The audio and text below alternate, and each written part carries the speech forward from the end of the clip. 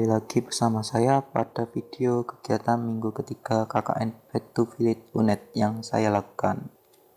Pada minggu ini kegiatan yang saya lakukan adalah penyiapan kelas dan uji coba desinfektan.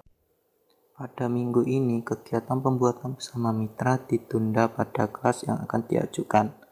Pengajuan kelas dilakukan melalui SD UNED. Materi yang ada dalam kelas adalah cara pembuatan desinfektan dengan dua cara, yaitu berbahan baku hidrogen peroksida dan yang lain adalah pembuatan dengan bahan baku utama cuka. Kelas akan diselenggarakan secara offline di rumah mitra.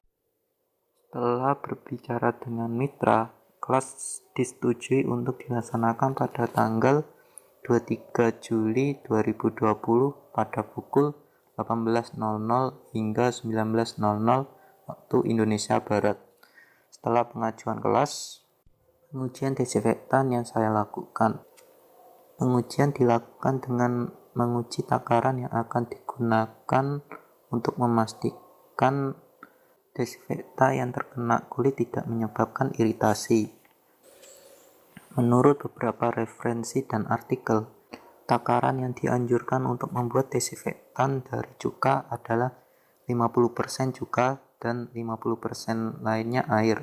Sementara untuk pembuatan desinfektan dari hidrogen peroksida adalah 3% hidrogen peroksida dan 98% air. Namun, pada pembuatan desinfektan dari hidrogen peroksida yang saya lakukan menggunakan hidrogen peroksida dengan kadar 3%. Sementara anjuran tersebut digunakan dengan kandungan 5% hidrogen peroksida.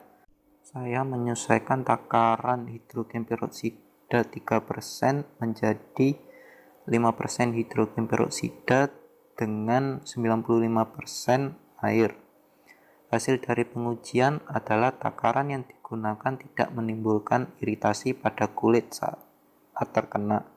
Namun perlu diperhatikan, desinfektan digunakan untuk sterilisasi benda, sehingga tidak disarankan dipergunakan untuk anggota tubuh, melainkan untuk pakaian atau benda selain bahan makanan dan minuman.